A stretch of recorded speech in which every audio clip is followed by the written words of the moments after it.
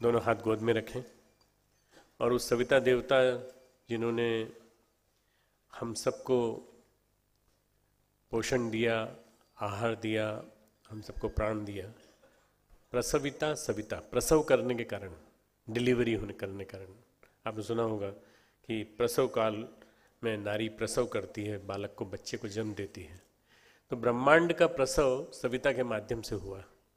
प्रसविता सविता जो संस्कृत से जो निरुक्ति हुई है वो है सन, जो है सन गॉड जिसको हम कहते हैं, वो वास्तव में विवस्वान कहें, चाहे हम सूर्य कहें, चाहे आदित्य कहें, चाहे भास्कर कहें, ये गायत्री का देवता है। गायत्री सद्बुद्धि का मंत्र है और इसका देवता सूर्य है। उस सूर्य देवता को हम अपने रोम रोम में, कण कण में धारण करें, अंतः जगत में प्रकाशित करें और हम प्रार्थना करें हमारी बुद्धि सन्मार्ग की ओर चले। यही भावार्थ है गायत्री मंत्र का। ओम भूर्भुवः स्वः तत्सवितुर्वरेण्यं भर्गो देवस्य धीमहि धियो यो नः प्रचोदयात्। ओम गुरुर्ब्रह्मा गुरुर्विष्णु गुरुरेव महेश्वरः गुरुः साक्षात् परब्रह्म तस्मै श्री गुरुवे नमः। अखण्डमण्डलाकारं व्याप्तं येन चराचरं तत्पदं दर्शितं येन तस्मै श्री गुरुवे नमः। मातृवत् लालयित्री च पितृवत् मार्गदर्शिका नमोस्तु गुरुसत्तायै श्रद्धा प्रज्ञायुता चया, श्रद्धा प्रज्ञायुता चया।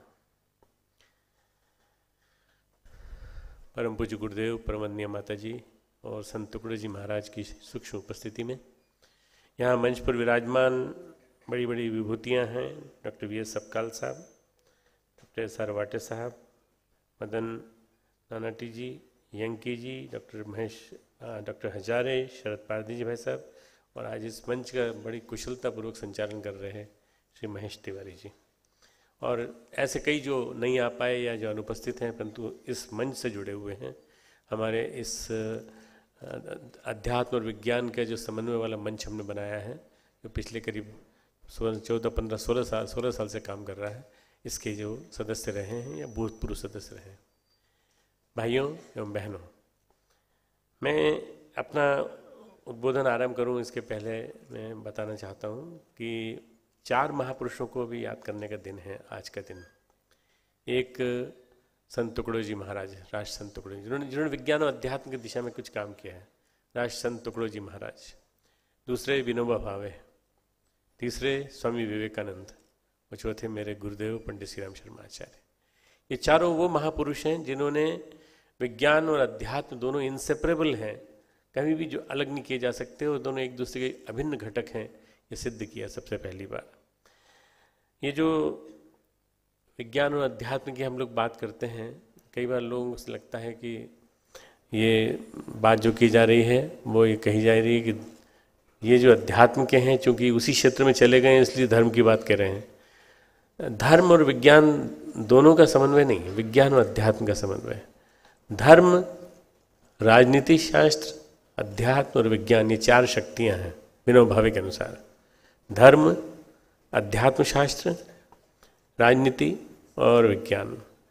और उनका ये कहना है कि 21वीं सदी आते, विनोबा भावे ने कहा 21वीं सदी आते आते राजनीति और धर्म दोनों अप्रासंगिक हो जाएंगे, दोनों की जरूरत नहीं रहेगी, they will not be at all relevant, और केवल 2 चीज़ें रहेंगी, एक विज्ञान और अध्यात्म, दोनों मिलकर के काम करेंगे तो सृजन होगा और सत्युग आएगा, ऐसा विनोबा भावे ने कहा है। मैं समझता हूँ विनोबा भावे एक तत्वदर्शी महापुरुष थे और गांधी के सच्चे शिष्य थे। उन्होंने जो भी कुछ कहा है वो सही कहा है।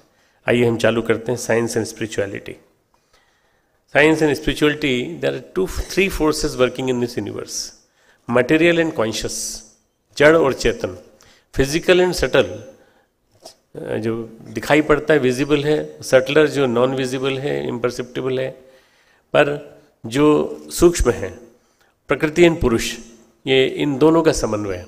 इसका विज्ञान अध्यात्म के समन्वय की जब हम बात करते हैं, बेसिक एलिमेंट्स हैं क्षितिज जल पावक गगन समीरा, जो हमारे तुलसीदास जी ने बहुत सुंदर शब्दों में कहा है, earth, water, fire, air and space, ये पांचों मिलकर के पूरा बेसिक एलिमेंट्स, ये जल, ये काया बनी हुई है। परा और अपरा दो शक्तियां हैं जो हमारे इसमें हैं। पराशक्ति जो है भगवान की है, चेतना की है, श्री कृष्ण की है, योगेश्वर की है, और अपरा जो है वो हमारी शक्ति जो है जड़ तत्वों की है। अष्टधा प्रकृति जो हमारी कही गई है वो हमारी जड़ तत्वों की है। और ये जो पंचदेव हैं, जो पंच प्राण कहे गए हैं, ये पांचों के पांचों मिलकर के बेसिक एलिमेंट्स बनाते हैं। पंच तत्व और चेतना, इनर्ट और कॉन्शियस, द वाइटल फोर्स और प्राण कनेक्ट द जड़ and Chetan. The inert and conscious, ये जो आप देख रहे हैं,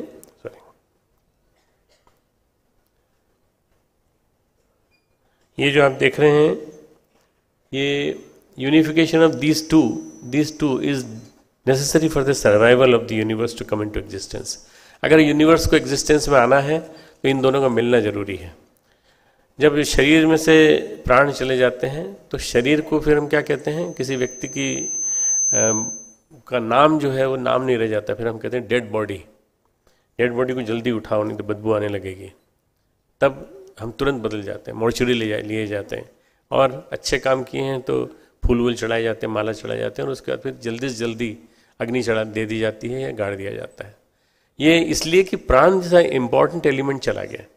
प्राण नहीं रहेगा तो शरीर अकेला क्या करेगा, अध्यात्म नहीं रहेगा तो विज्ञान अकेला क्या करेगा। बस ये जो मूल चीज को समझाने के लिए बात कह रहा हूं कि अध्यात्म जो है प्राण है और विज्ञान जो है बाहर का कलेवर, ये दोनों मिलकर के एक दूसरे के साथ पूरी सृष्टि का अस्तित्व सार्थक करते हैं। Similarly science is the icon of material force, spirituality is the representative of consciousness. चेतना का जो मूल शक्ति का स्रोत है वो है अध्यात्म। They should go hand in hand, साथ साथ चलना चाहिए, ऐसा नहीं अलग अलग नहीं, दोनों साथ साथ चलें तो बड़े अच्छे लगते हैं। Science is a faculty based on concrete proof perceived directly indirectly and can be experience by the physical senses.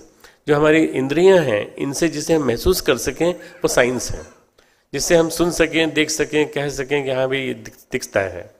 वो कहते हैं भगवान को दिखाओ, कहाँ दिखाएं, भगवान को ऊपर दिखाओ तो टेलीस्कोप से दिखाएं क्या आपको, भगवान को इसमें दिखाओ, स्लाइड में दिखाओ, माइक्रोस्कोप से दिखाएं क्या, नहीं, भगवान देखा नहीं जा सकता। भगवान अनुभूति का विषय है जो कि स्पिरिचुअलिटी है, जो आप देख रहे हैं second part, subject of faith and devotion. Spirituality, अध्यात्म जो है वो श्रद्धा का और अनुभूति का विषय है। डॉक्टर वाटे ने बहुत अच्छी तरह से इसको समझाया। इसको ईशावास्य उपनिषद में बड़ी अच्छी तरह से विद्या के माध्यम से एक्सप्लेन किया गया है कि विद्या भी जरूरी है और अविद्या भी जरूरी है, दोनों के बिना काम नहीं चलेगा। ये अविद्या है, साइंस अविद्या है, तो ये विद्या है, ज्ञान विद्या है, अध्यात्म विद्या है, और इन दोनों का अस्तित्व साथ साथ रहना जरूरी है। साइंस ऑफ कॉन्शियसनेस इनफैक्ट, इसको हमारे गुरुदेव ने कहा है कि चेतना का विज्ञान ज्ञान है, चेतना का विज्ञान अध्यात्म है। यानी ये विज्ञान किसी हालत में नहीं है, ऐसी बात नहीं है, ये विज्ञान है पर चेतना का विज्ञान है और जड़ जगत का विज्ञान है, दोनों मिलकर के एक साथ काम करते हैं। Today when there is a bombardment of knowledge, bombardment of information, bombardment of entertainment through internet, through social sites, through explosive networks, मैं इसे एक्सप्लोजिव इसलिए बोलता हूँ कि ये बड़ा हिंसक दृश्य लेता जा रहा है। ये जो हो रहा है ये विज्ञान की खोजों के माध्यम से हर एक के पास पहुंच रहा है, हर एक की जेब में पहुंच रहा है मोबाइल के रूप में, और न जाने कितनी चीज़ें आ गई, ट्विटर्स और सोशल वेबसाइट्स, फेसबुक, आपके पास आईपैड है, आईपॉड है, आपके पास कंप्यूटर है, लैपटॉप है, और आप सबसे जुड़े हुए हैं, पूरी दुनिया में सबसे जुड़े हैं। इसके बावजूद भी हम अपने आप से क्यों नहीं जुड़ पाते। ममे वंशो जीव लोके जीव भूत सनातन, भगवान कृष्ण गीता में कहते हैं मेरा ही एक अंश जीव के रूप में, जीव के अंदर जो प्राण है उसके रूप में बैठा रहता है। लोग उसको पहचान क्यों नहीं पाते, लोग उसको समझ क्यों नहीं पाते। अगर उसको देख लें तो परमात्मा को कहीं देखने की जरूरत नहीं बाहर, वो हमारे अंदर ही बैठा हुआ है। परमात्मा जो हमारे अंदर है, डिविनिटी जो हमारे अंदर है, तो उसको हम जगा क्यों नहीं पाते, इसको जगाना सबसे ज़्यादा जरूरी है। Factors governing the life style in the days of your, जब जिन दिनों हम लोग कृषि करते थे केवल, कृषि के माध्यम से जीवन जीते थे। रिलीजन, स्पिरिचुअलिटी एंड नेचर, प्रकृति, धर्म और अध्यात्म, ये हमारे साथ चलता था। आप कहेंगे धर्म और अध्यात्म में अंतर क्या है। धर्म के 3 भाग होते हैं, रिलीजन के 3 भाग होते हैं। पहला है तत्व मीमांसा, मेटाफिजिक्स। दूसरा है उसकी एथिक्स, नीति शास्त्र, जिसको हदीस कहते हैं मुसलमान लोग, हदीस, कथाएं, पौराणिक कथाएं, नीति शास्त्र, इनके माध्यम से हमको सीख मिलती है कुछ। और तीसरा है स्पिरिचुअलिटी, अध्यात्म। यह अध्यात्म जो है कोर है। हो सकता है बाकी दो चीज़ों में अंतर हो किसी की सोच में, पर अध्यात्म यानी immortal values of life, immortal values. आज जो हमने समझौता किया है आदरणीय सपकाल साहब से, इस दो विश्वविद्यालयों का, ये इमॉर्टल वैल्यूज के ऊपर किया हमने, अध्यात्म के ऊपर, वैज्ञानिक अध्यात्म। विज्ञान सम्मत जितनी इमॉर्टल वैल्यूज हैं वो कोई धर्म नहीं देखती, हिंदू धर्म नहीं देखती, मुस्लिम नहीं देखती, क्रिश्चियन नहीं देखती, बुद्ध नहीं देखती, भगवाकरण जो जिसको शब्द को गलत यूज किया जाता है, उसके बारे में मैं कहना चाहता हूँ कि अध्यात्म शाश्वत मूल्यों की प्रक्रिया को जीवन में उतारने की विधा का नाम है। यदि जो आदमी को जो अच्छा बनाते हैं और पर्यावरण को अच्छा बनाते हैं, हमारा भगवान से संबंध जोड़ते हैं, चाहे हम कोई से भगवान को, अल्लाह को माने, चाहे भगवान को माने, किसी को माने, हमें इस अध्यात्म की परिभाषा को समझना पड़ेगा सही ढंग से। ये जो तीन पक्ष हैं, इनमें अध्यात्म संवेदना का नाम है। अध्यात्म संवेदना है, तो बाकी दो चीज़ें जो हैं इनकी आउटर कोर है। इन आउटर कोर के साथ मिलकर रिलीजन बनता है, तब जाकर के रिलीजन बनता है। स्पिरिचुअलिटी उसकी कोर है, और नेचर, प्रकृति के बिना हम जी नहीं सकते। सिंस द 17th सेंचुरी हम लोग थोड़ा सा आगे विकास हुआ, जैसे साइंस, टेक्नोलॉजी एंड एक्सप्लॉयटेशन, ये तीन चीज़ों ने आधिपत्य समझा लिया हमारे जगत में। विज्ञान आया तो तकनीकी आई, तकनीकी आई तो एक्सप्लॉयटेशन आया, शोषण आया। हमारे विद्वान जो लेखक हैं एल्विन टॉफलर और एक हैं फिरजाब कापरा, आप लोगों ने उनको पढ़ा होगा। अब उन्होंने लिखा है कि एक तरह से उपभोक्तावाद जो आया और जिस तरह से तेजी से जंगल कटते चले गए, उसी तरह से नारी को भी लोग खत्म करते चले गए, असंवेदनशील होते चले गए। नारी को गुलाम बना लिया, नारी को अपने हरम में रख लिया, इस तरह से शोषण होता चला गया। तो इको फेमिनिज्म नाम दिया है उन्होंने, इको फेमिनिज्म। इको फेमिनिज्म का मतलब उन्होंने बताया कि पर्यावरण और नारी दोनों की अस्मिता को एक ताक पर रख दिया गया आज के इस पिछले 400-500 सालों के इतिहास में। इसको मित्रों हमें बदलना पड़ेगा, क्योंकि हमें धर्म की और अध्यात्म की और विज्ञान की समन्वय की दोनों की आवश्यकता बताते हुए साथ साथ चलने की बात कहनी पड़ेगी। Science, life is a manifestation of biochemical and biophysical physiological matters. Biophysical matter ऐसा कहा जाता है, केमिकल्स, रसायन का लोचा है पूरा का पूरा। ये जितना भी है सब हमारी बॉडी ये केमिकल से बनी हुई है, ऐसा लोगों का मानना है। मैं मेडिकल साइंस का डॉक्टर हूँ, तो हमारे यहाँ सोडियम, पोटेशियम, बाइकार्बोनेट्स, पीएच वगैरह, एसिडोसिस, एल्कलोसिस, इसी भी चर्चा होती है। हमारे यहाँ कभी नहीं पढ़ाया गया हमको किसी को कि भगवान क्या होता है। हमको किसी को नहीं बताया गया कि ये जो चक्र नाम की चीज़ कहाँ होती है। ये तो हमारे अंदर जो संस्कृति के मूल संस्कार भरे पड़े हैं, उसी से हम लोगों ने सीखा। स्पिरिचुअलिटी कहती है life is manifestation of supreme consciousness. वो उस महत चेतना की अभिव्यक्ति है जो हमारे शरीर के माध्यम से अभिव्यक्त होती है। It has definite purpose and definite order. That definite purpose and order has to be understood by each and every being, and once they understand the purpose and order, then they go in the right direction. This is what is the need of time today, to bring the science in collaboration with nature. Science versus spirituality. God is taught. Discovery of atomic structure, quantum mechanics led science into false assumption of discovery of basic building blocks of nature. जो एक खोज हुई science ने हमको आज कहाँ से कहाँ पहुँचा दिया। 17th century belong to basically the various changes which were happening in the field of science, each and every sphere of science. But 18th century starts from 1801 to 1899. This was the century of the chemistry. Chemistry brought revolution. 19th century, 1901 to 1999, it was the century of physics.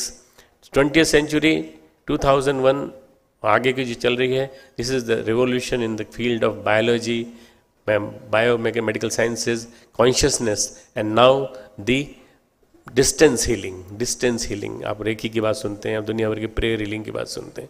ये सारे changes बताते हैं कि ये जितना भी कुछ हो रहा है, ये सारा साइंस का इवोल्यूशन है।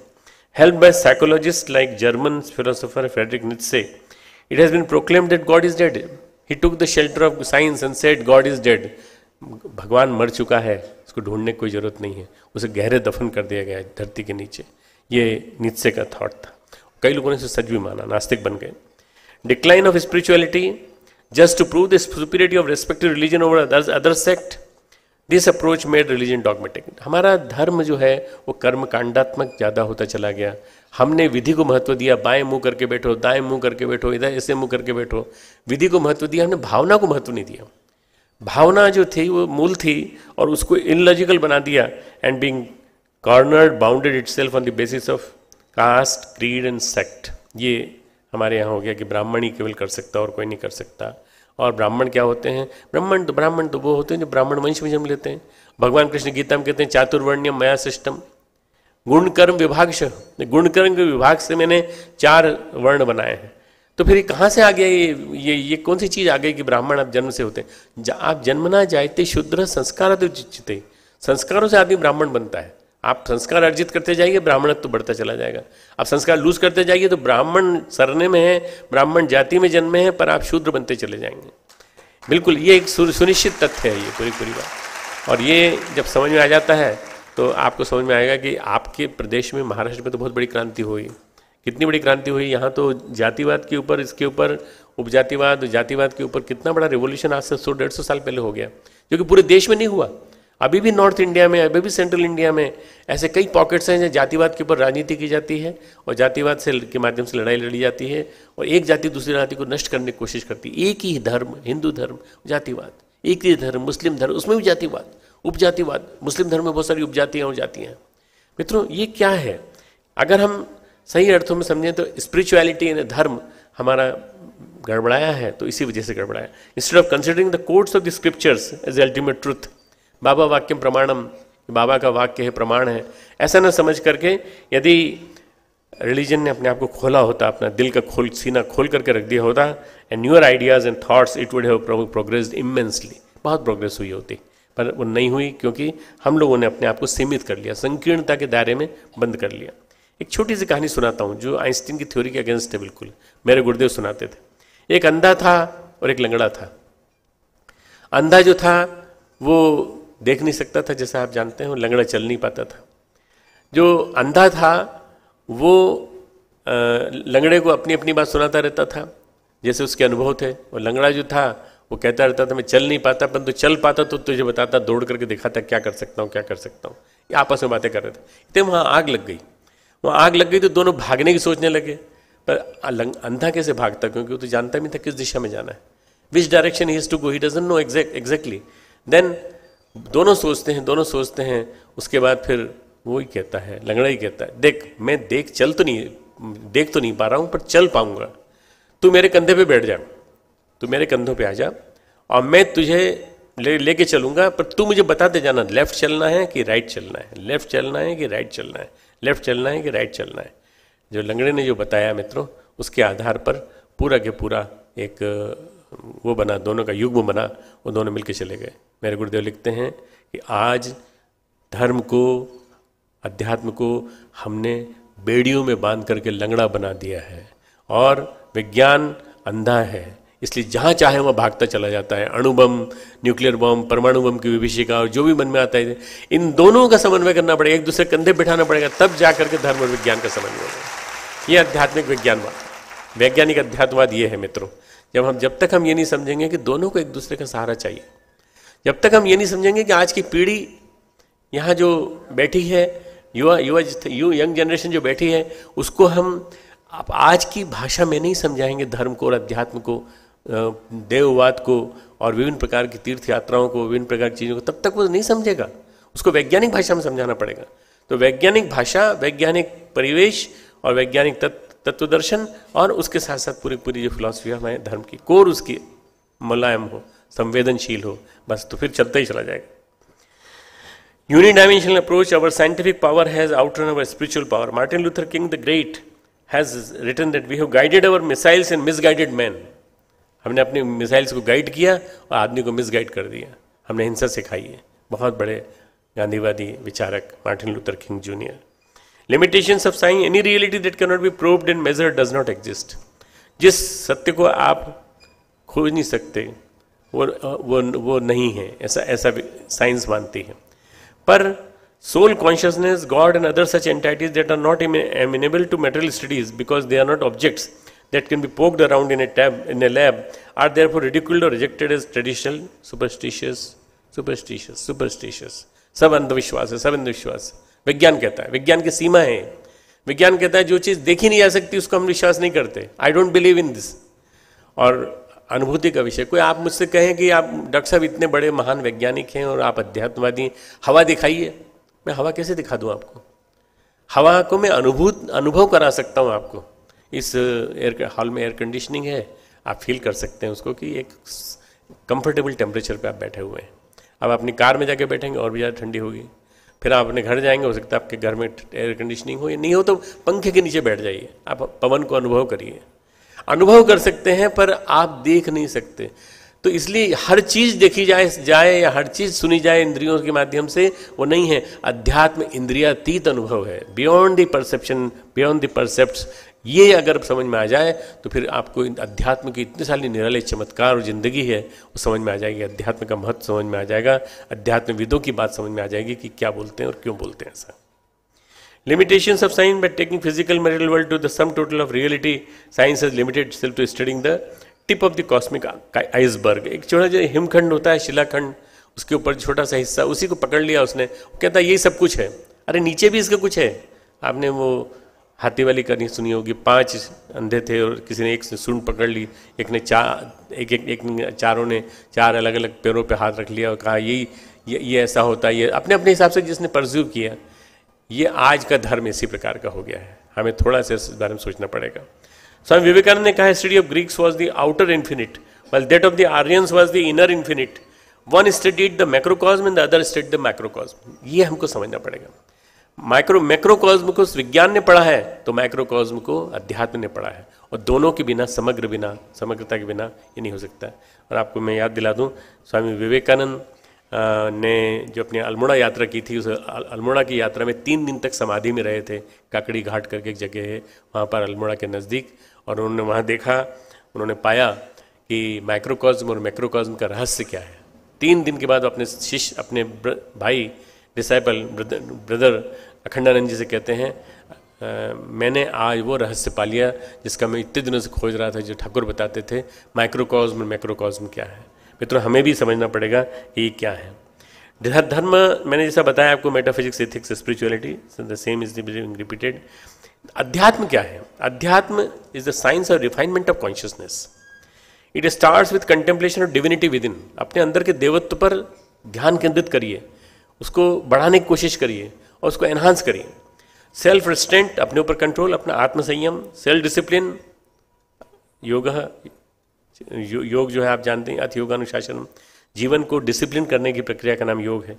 Are invariably associated with, like the material world, the subtle and causal world of consciousness can also be managed and harnessed. This is what is the basically the explanation of the spirituality. Harnessing, tapping, जैसे dam बनाते हैं तो dam में अपन water energy को harness करते हैं। जैसे हम विभिन्न प्रकार की जब सटलर एनर्जी हैं उनको हार्नेस करके उनसे अपन तरह तरह के यूजेस लेते हैं, इसी तरह से सोलर एनर्जी को हम हार्नेस करते हैं। ग्रीन एनर्जी आज जिसकी चर्चा चल रही है पर्यावरण के क्षेत्र में, वैसी चल रही है harnessing the power of ecology. किस तरह से हम कर सकते हैं? स्पिरिचुअल बीइंग इंद्रियाणि पराण्याहु इंद्रियभ्य परम मनः मनसस्तु परा बुद्धि यो बुद्धे परसस्तु सः। जो बुद्धि से भी परे है वो पर भगवान है, वो उसको जानो। विज्ञान बुद्धि पे आके टिक जाता है, ये बुद्धि से परे जाता है अध्यात्म, इसलिए ये विलक्षण है। मैं ये नहीं कहूँगा कि इससे बड़ा है, मैं कह रहा हूँ इसलिए ये विलक्षण है। पर जब तक मनसस्तु परो बुद्धि, जब तक आप ये करते रहेंगे और परतस्तु सह नहीं कहेंगे, तब तक आप कंप्लीट बात नहीं कर रहे हैं, आप अधूरी बात कर रहे हैं। स्पिरिचुअल बीइंग, सेटलर बॉडी हमारी जो है, सूक्ष्म शरीर, उसके अंदर माइंड है, इंटेलेक्ट है, चित्त है और अहंकार। मन बुद्धि चित्त अहंकार, अहंकार चतुष्ट है, आपको सब मालूम है। मन बुद्धि चित्त अहंकार, उसी की मैं व्याख्या कर रहा हूँ। The subtle body itself is not self conscious, electronic component की तरह से being charge by the electric current without carry out different functions. Subtle body gets its charge through atma. हमारी जो आत्मा है वो प्रकाश देती है हर चीज को, प्लेक्ससेस, चक्र, उपत्यकाएं, नाड़ी, ग्रंथियां सब, और इनके माध्यम से जो प्रकाश मिलता है उससे हमारा जो अंदर बैठा हुआ सीयर है वो बॉडी की कॉन्शियसनेस को चलाता है। The same electricity when flows through bulb, it produces light. When it is flowing through this mic, it is giving me my sound being audible to you. आप इसकी आवाज़ को सुन पा रहे हैं। तो ये ऊर्जा का ही चमत्कार है, एक ही ऊर्जा है, एक बहिर ऊर्जा, एक अंतर ऊर्जा। अंतर ऊर्जा अध्यात्म की, बहिर ऊर्जा हमारी। तो ये जो जिसके माध्यम से आज हम उपयोग कर रहे हैं पूरा, बहिर ऊर्जा को सब जानते हैं, external energy everybody is known, but the internal energy, the inner energy, nobody is very much well versed about that. Soul जो है the source of consciousness, rishis realise about single conscious omnipresent source of creation from एकम सद्विप्रा बहुना वदंती। एक ही है वो राजा, एक ही है भगवान, एको विश्वस्य बहुनस्य राजा। एक ब्रह्म ते सब जग उपजया, एक नूर ते सब जग उपजया, एक ब्रह्म ते सब जग उपजया, गुरु नानक साहब ने कहा है। तो ये सारी चीज़ें एक ही चीज़ हैं, बस हम उसको समझने की कोशिश करें कि we have to bring them together and in a such a way that it is understandable to each and every one of today. आज का बच्चा उसको समझ सके। बच्चा शुरू 4-4, 5-5 साल की, 6-6 साल की उम्र में बच्चे जब जस्ट अभी केजी में प्रवेश कर रहे हैं, फर्स्ट में प्रवेश कर रहे हैं, उनको कितना ज़्यादा हैवी कोर्स डाउन उनके ऊपर दिमाग में डाल दिया जाता है। वह शुरू से यदि अध्यात्म के बीज डाले जाए तो, बाल संस्कार शालाओं में भेजा जाए तो, अध्यात्म के तत्व ज्ञान दिए जाए तो, कि बेटा ये जो कुछ भी है पूरा, अभी जैसे हमारे डॉक्टर साहब ने बताया कि ये वाटर साहब ने जो बताया कि जैसे ये जो जल है, वायु है, इसका चक्र है, ये सब चीज़ बचपन में ही सिखा दी जाए कर्मकांड के साथ, संस्कार के साथ, तो मैं समझता हूँ बाल संस्कार शाला एक बहुत बड़ा काम कर सकती है अध्यात्म और विज्ञान के मिलन का बच्चों के माध्यम से। और यही बच्चे जब बड़े होंगे तो ये जब कहा जाएगा तो उसको कोरिलेट करते चले जाएंगे। इनका बुद्धि का विकास होगा, समग्र विकास होगा, कहीं आधा विकास नहीं होगा। आज के बालक का विकास अधूरा है, गले में टाई लटकाए हुए टेक्निकल कॉलेजेस में पढ़ रहा है, पिताजी ने बहुत अच्छा हैवी डोनेशन दिया है तो पढ़ रहा है, और पढ़ते पढ़ते वो पास भी हो जाता है, पास होकर के निकल जाता है, उसको जीवन जीना नहीं आता, जीवन जीने की कला नहीं आती। पानी का खूब जम के वेस्टेज करता है, कहता है मेरे पास पैसा है बहुत, मैं जो चाहूँ से करूँ। वो इकोलॉजी को पूरी तरह से वो करता है, उसका शोषण करता है। और निश्चित रूप से मान के चलिए कि ये संस्कार बचपन से ही दिए जाने चाहिए, पूरे शुरू से लेकर आखिर तक। ये सब हमारे भगवान हैं, भगवत तत्व हैं, देवी तत्व हैं। Physics and metaphysics, modern science also believe in underlying singularity of universe. मैं ज़्यादा डिटेल में इसलिए नहीं जाऊँगा कि स्लाइड्स बहुत बड़ी हैं ये। Soul the source of consciousness, the will of supreme consciousness is manifesting in the form of creation, and although he H capital he expresses himself as a creation, he himself is mere seer of this, केवल दृष्टा है। एक बहुत अच्छा chapter है गीता में, 13वां अध्याय, क्षेत्र क्षेत्रज्ञम। क्षेत्र तुम फील्ड है, तुम्हारा ये खेत है तुम्हारा ये, और ये क्षेत्रज्ञ ने क्षेत्र को जानने वाला, खेत को देखने वाला। तुम अपने खेत को देखो तो सही, तुमने अच्छे कर्मों के बीज बोए कि नहीं। अच्छे गुणों की खेती संस्कृति है, श्रेष्ठ गुणों की खेती संस्कृति है। कहाँ करें खेती? अपने अंतर जगत में। ये बात जो है अध्यात्म के माध्यम से आती है। Supreme knowledge, there are numerous fields of knowledge in the world, one that transcends all the others is known as atmagyan. अपने आप का ज्ञान, जिसको अपना ज्ञान नहीं हुआ, जितने महापुरुष हैं सबने अपने आत्मज्ञान के लिए सारी शक्ति लगा दी। आत्मज्ञान की प्राप्ति उनके जीवन का अंतिम लक्ष्य था, उद्देश्य वही था। और हम सारे ज्ञान पढ़ते हैं, हम सारे विज्ञान पढ़ते हैं, पर हम सही अर्थों में आत्मज्ञान नहीं पढ़ते। आत्मज्ञान अपने आप के बारे में जानना, अपने आप को जानना, अपना उद्देश्य जानना, किस लिए आए इस धरती पर, क्या आखिर हमारे को भेजने के पीछे भगवान का उद्देश्य क्या था, इसको जानने की कोशिश करें। This is set to unravel all the mysteries of life. जीवन का रहस्य समझ में आ जाए। हर किसी के मन में एक प्रश्न उठना चाहिए, मैं क्यों आया हूँ इस धरती पर, भगवान ने मेरे साथ मजाक क्यों किया, अगर भेजा है तो क्यों भेजा है। ये हम सबको अपने मन में सोचना चाहिए, और सोचेंगे और डीपर जाएंगे, और डीपर जाएंगे, ध्यान में जाएंगे, समाधि में जाएंगे, धारणा एक बनाएंगे, धारणा बना करके उस पर टिकेंगे तो आपको समझ आए। मैं अपने बच्चों की क्लास लेता हूँ, हर गुरुवार को एक क्लास मेडिटेशन की लेता हूँ, ध्यान की, और एक क्लास में गीता की लेता हूँ। तो मैं उनको बड़े लिंक से जोड़ता हूँ, उनको अंदर की लिंक से जोड़ता हूँ, और बड़े वैज्ञानिक तरीके से जोड़ता हूँ। मैं तो अभी छोटी सी यूनिवर्सिटी चलाता हूँ, 2-2.5 हज़ार बच्चे हैं, ज़्यादा नहीं है। आपकी 4 लाख लोगों की यूनिवर्सिटी है। पर मैं एक बात कहना चाहूँगा कि सब्काल साहब अगर चाहें तो गीता के कुछ सेलेक्टेड, मैंने खुद भी ग्रंथ लिखे हैं गीता पे। गीता को यदि आप उसको बिना सरकार के फ्राउनिंग के, मतलब वो कहीं उनको ये न लगे कि सेल्फनाइजेशन हो रहा है, गीता को अनिवार्य कर दें पढ़ने के लिए, सबके लिए, कि गीता पढ़ें और गीता पढ़ करके अपने कमेंट्स लिखें।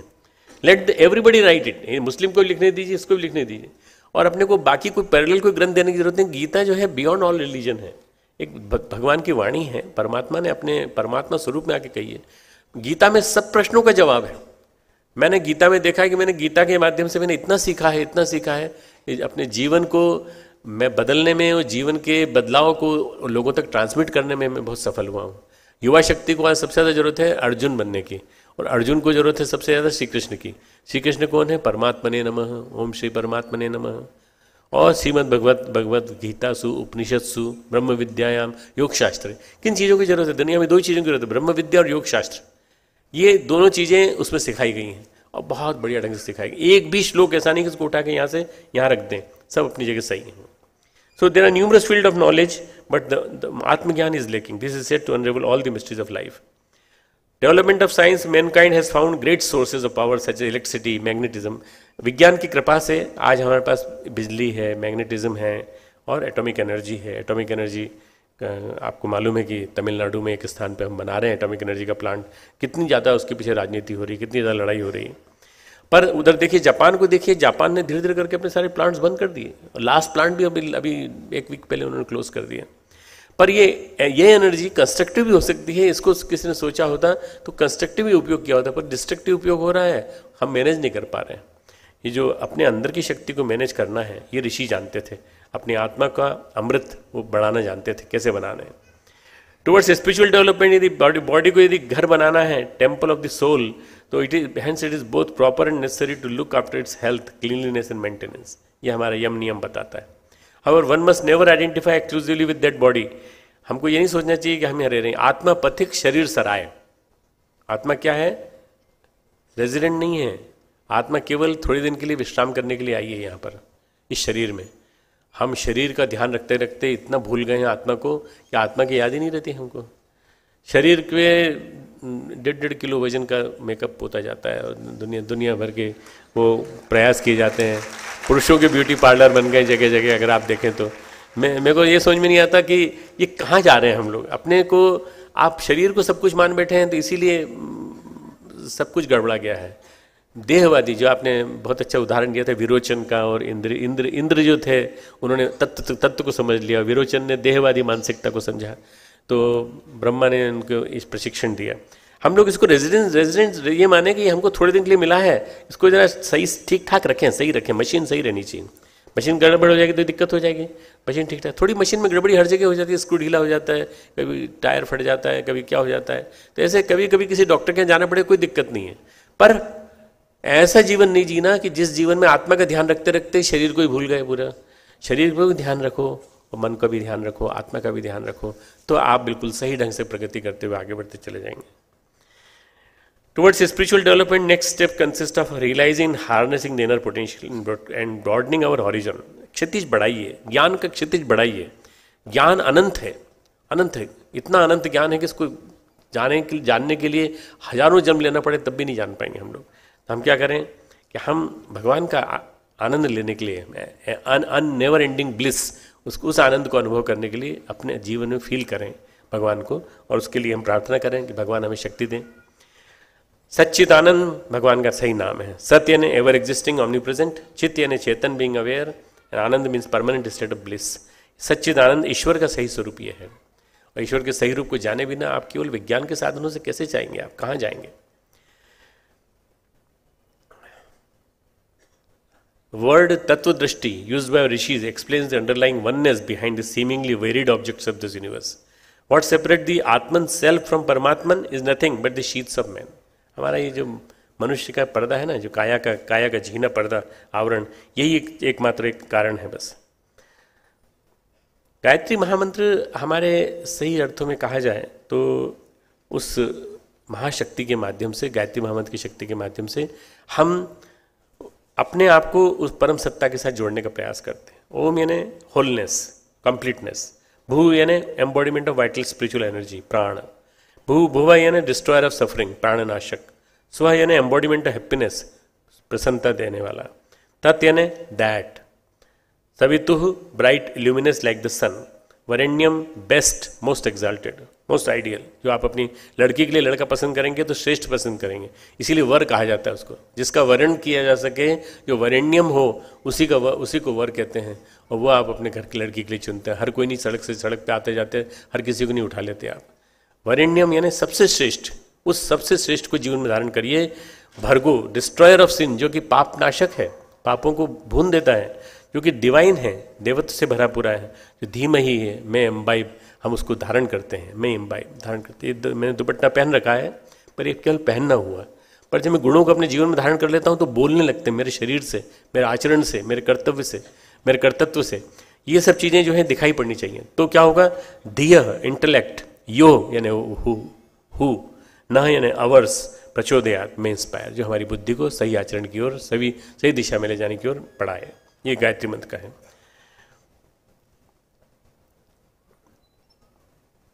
आई am sorry, I have to just go ahead for one reason.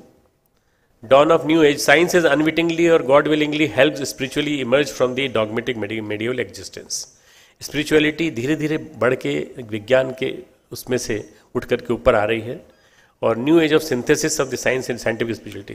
ये जो क्वांटम कॉन्शियसनेस का वर्ड आया है, इस क्वांटम कॉन्शियसनेस के वर्ड ने विज्ञान और अध्यात्म दोनों को मिला दिया है।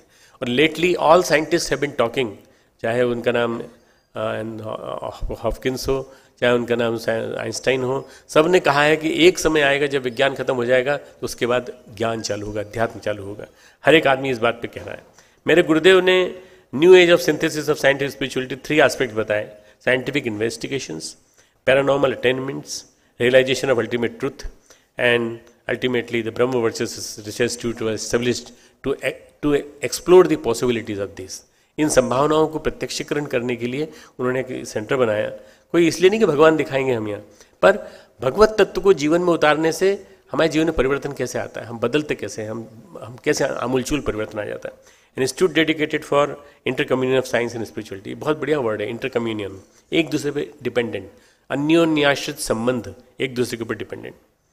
ये 21 channel polyrite equipments, various equipments, alpha channel burst of the EEG, illusions, mirror tracing, this के माध्यम से साइकोमेट्रिक टेस्ट आप देख सकते हैं। ध्यान करने के पहले, साधना करने के पहले, आहार की साधना करने से पहले, चंद्रायण करने के पहले, कोई व्रत उपवास करने के पहले क्या शरीर में चेंजेस थे, उसके बाद क्या चेंजेस हुए, इतना बताया जा सकता है। तो विज्ञान अगर इतनी मदद कर रहा है हमारी बताने की, तो हम अध्यात्म को और विज्ञान को साथ साथ लेके चले ना। हम लोगों ने 80,000 से ज़्यादा साधकों पे परीक्षण किए और ये पाया कि इनमें चेंजेस हर एक में आता है, प्रत्येक में चेंजेस आता है, चाहे वो इच्छा से स्वीकार करें चाहे अनिच्छा से, मतलब चेंजेस दिखाई पड़ते हैं, ग्रेजुअली दिखाई पड़ते हैं। वाइटलोग्राफ एनालाइजेस प्राण शक्ति, और ये है ECG record before and after meditation, change करता है। अगर आपको पहले पता चल जाए तो आप प्रिवेंटिव एस्पेक्ट से आदमी की जो रिलैक्सेशन पीरियड है हार्ट का, उसको बढ़ा सकते हैं। ये शांति कुंज है जो आप में देख रहे हैं, देव संस्कृति विश्वविद्यालय की बिल्डिंग है, जिसके साथ हमारा आज संत तुकडोजी विश्वविद्यालय जुड़ा है। और मैं समझता हूँ कि दोनों का समन्वय बहुत बढ़िया होगा। हिमालय और मैं समझता हूँ गोदावरी, अब सबसे नज़दीक कौन सी नदी है आपके पास जी? वैनगंगा और दिव्य गंगा ऊपर से आने वाली, उन दोनों का संगम हुआ है एक प्रकार से।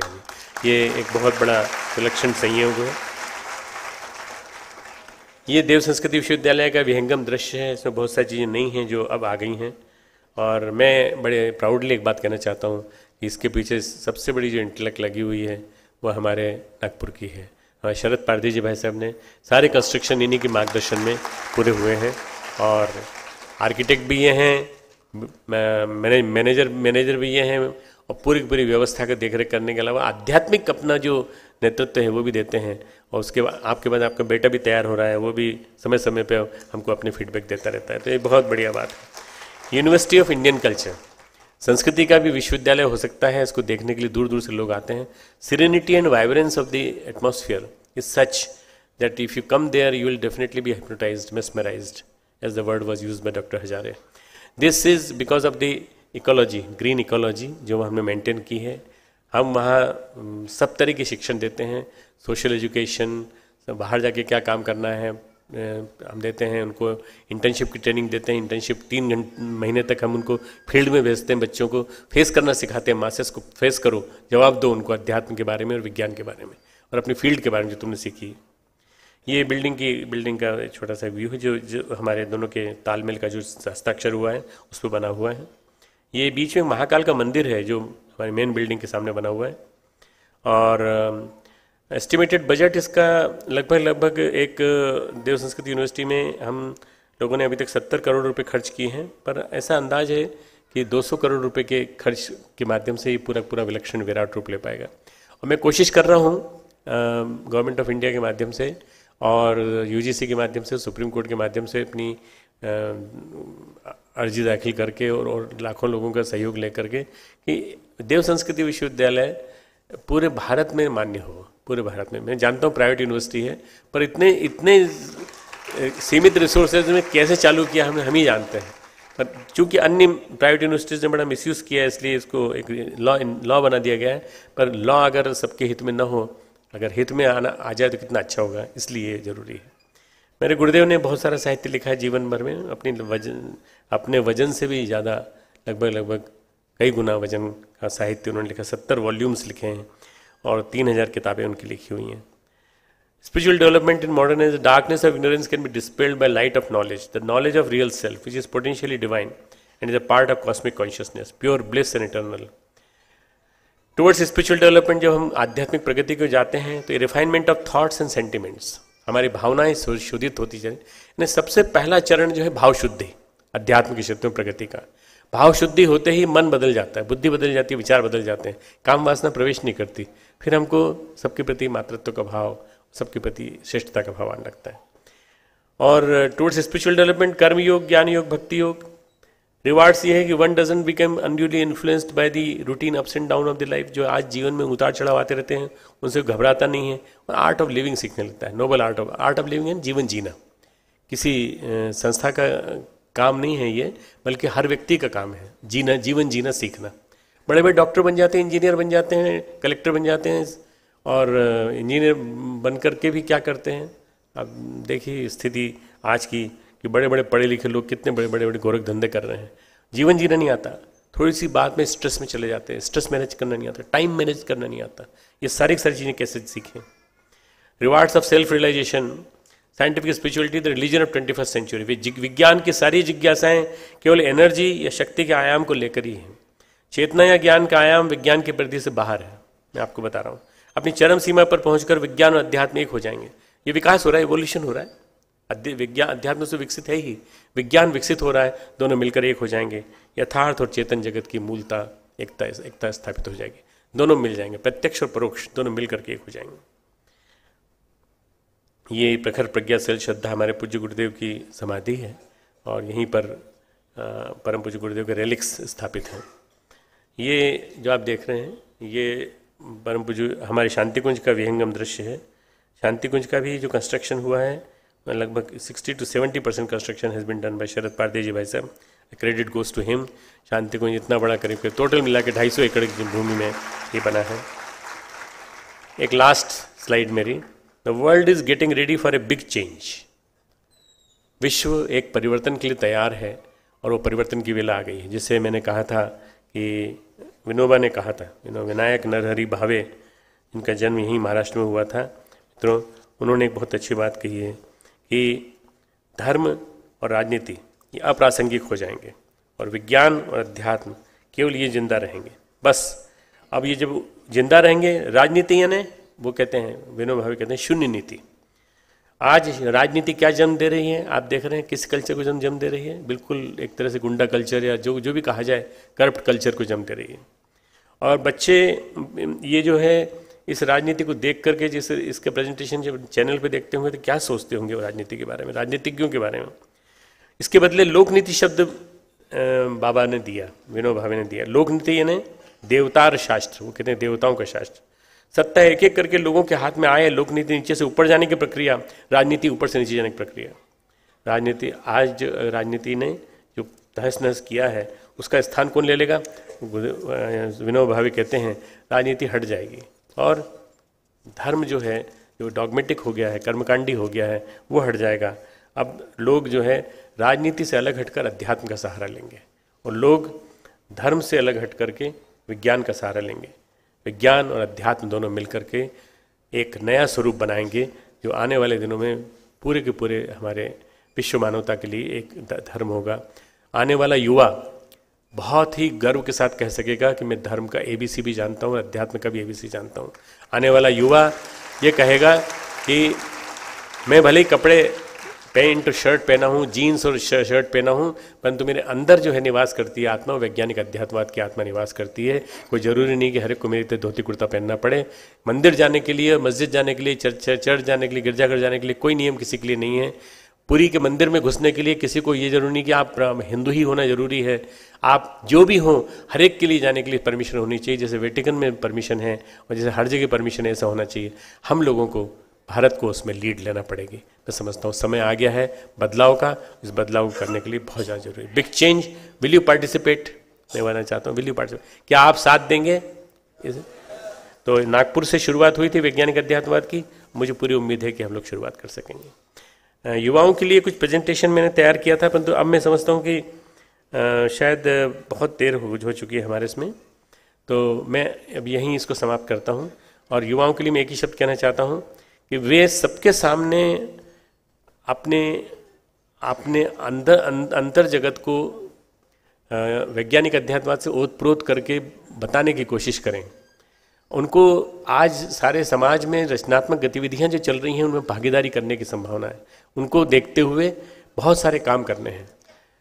हमारे देश में 60 करोड़ युवा हैं। 60 करोड़ युवा, 60 करोड़ आत्माएं मिलकर क्या नहीं कर सकती। यदि इन 60 करोड़ युवाओं को हमने दिशा दे दी तो बहुत बड़ा काम हो सकेगा।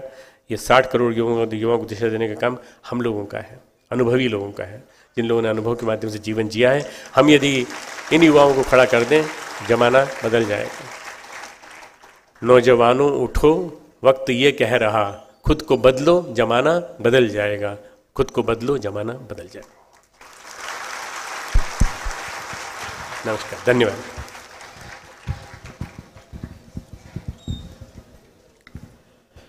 लोहे के एक हथौड़े ने लोहे की पतली चाबी से कहा कि बहन, मुझ में बहुत शक्ति है, न जाने तुझ में ऐसा क्या है कि तू ताले के भीतर जाती है और ताला अपने आप खुल जाता है। तुझसे ज्यादा शक्तिशाली मैं हूं, लेकिन उसके उपरांत भी ताला मैं नहीं खोल पाता। मैं ताले को तोड़ सकता हूं किंतु खोल नहीं सकता। मुझे बता कि ऐसा क्या तत्व है, ऐसी क्या शक्ति है, ऐसी क्या सिद्धि है तुझ में कि तू ताले को आसानी से खोल लेती है। पतली चाबी ने कहा कि हथौड़े दादा, तुम पे शक्ति ज्यादा है, तुम मुझसे ज्यादा ताकतवर हो, लेकिन मैं कुछ विशेष नहीं करती। ताले के भीतर जाती हूं और ताले के अंतर्मन को छूती हूं, ताला अपने आप खुल जाता है।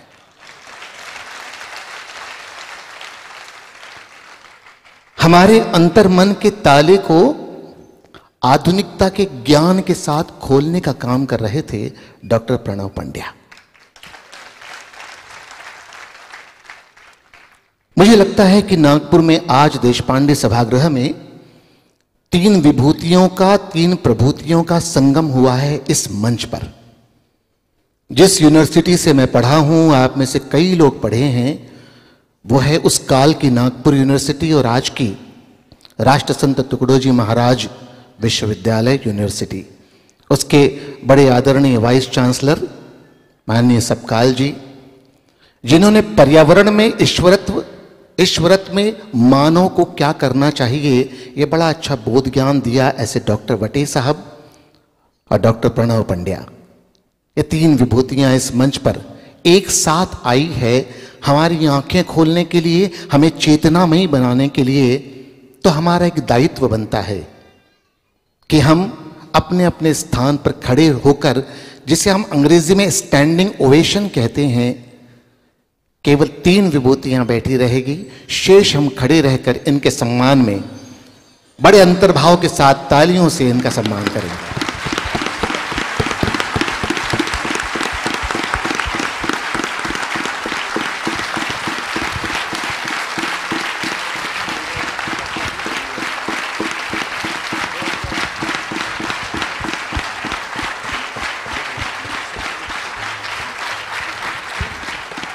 आपके अपनत्व के लिए दिल की गहराई से आप सबका आभार व्यक्त करता हूं। अपने अपने स्थान पर आसन्न हो जाएं।